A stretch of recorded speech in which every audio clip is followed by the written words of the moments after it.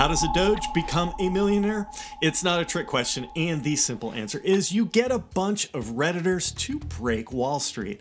This week we saw the curtain pulled back on how the rules for Wall Street hedge funds don't apply to everyday retail investors on Main Street, and once the Redditors were finished with the wolves, they made their way right back to the dogs. I mean, Doge. Stick around for Mr. Scheib's wild ride on this week's Exodus Crypto News.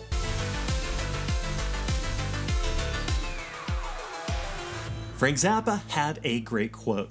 The illusion of freedom will continue as long as it's profitable to continue the illusion. At the point where the illusion becomes too expensive to maintain, they'll just take down the scenery, they'll pull back the curtains, they'll move the tables and chairs out of the way, and you'll see the brick wall at the back of the theater.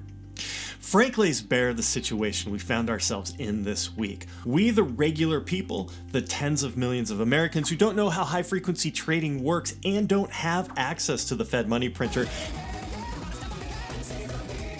have been baited with the illusion of freedom and a voice in the system. There's a lot of great articles and Twitter threads explaining the situation with WallStreetBets and their coordinated investment into GameStop. In brief, thousands of retail traders bid up the price of GameStop, causing a heck of a lot of financial pain to the hedge funds that had shorted the stock. Most famously, the hedge fund Melvin lost several $billion and was forced to close out its short position. Retail traders 1, hedge fund Melvin 0.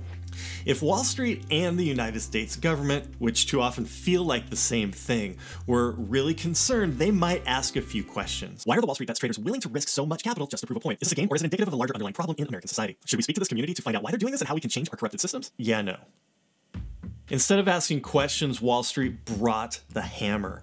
It's not simply about an individual company or an individual issue. It's about the honesty of the marketplace, and reliability of the marketplace, and the danger a defective and dishonest marketplace has to our economy. We're at a time of contracting economy. Having this type of activity going on the way it is just unacceptable. There's no doubt. One thing everyone in this discussion can agree about it. There's no reality to these trades and these issues that we've been speaking about. They're not based on anything other than speculation. And clearly, when the market is engaging in that type of conduct, that is not good. I think it's a broader question, though. I think the whole issue of shorting has to be addressed. Whether it's by hedge funds or anybody, is in the best interest of the market. Clearly, shorting is going to go on, and we need to have shorting as a defense in the marketplace. But there should be some restrictions on shorting. Maybe it's on the uptick.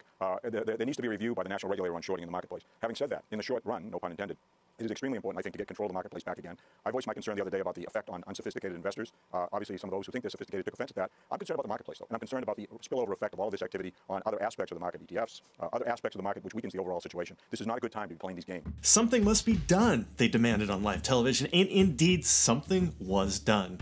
Robinhood, TD Ameritrade, and other platforms have all blocked users from trading GME, AMC, and a few other popular stocks. This looks like a move by an outfit called Robinhood, which is supposed to be taken from the rich and given to the poor, and doing exactly the opposite. We added millions of new customers. The entire industry added millions of new customers who took advantage of the market rally and became investors for the very first time. So, we had to make a very difficult decision to protect our customers and our firm. Why? But we in no way why? Explain why you had to do it if it wasn't to protect the guys who had shorted the stocks, which are the big hedge funds. Now, this was done without due process or a consideration for the retail investors.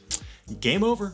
Thanks for playing. Try again later. One side effect of this suppression is that it proves why decentralization is so crucial. The shutdown of GME and AMC trades makes a great case for why DEXs are no longer just nifty toys, but genuinely important infrastructure. The driving force of DeFi is that you can't have your account closed, you can't be blocked from a trade, and you can't be censored by the billionaires. NLW captured the moment when he said, "This is not about GameStop. It's not even about Melvin. It's not about Robinhood. It's about power. Who has it, who's fighting to reclaim it, and what we're going to do to help." This is an emerging, ongoing story, so we'll do our best over the next week to help keep you updated.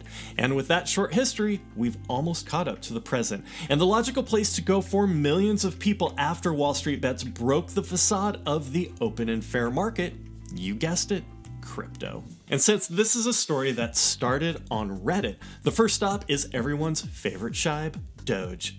As of Thursday night, Doge ran up a cool 887% in 24 hours. You heard that right, 887%. That's something like 100 years of average stock market returns in one day. Just epic. Of course, whenever anything goes up over 800% in 24 hours, there's bound to be a correction. And that correction comes at a cost. Sometimes that cost is being the victim of your own success. I can't wait to see the memes about how Doge broke crypto, at least for a short time. It's been a wild ride, and if there's one key point, it's that you shouldn't underestimate the magnitude of what WallStreetBets did with GameStop. The time has come for change, and this could well be the first awkward step toward a new system. We're already seeing the waves approaching in crypto. Please hit those like and subscribe buttons, and until next time, hold on.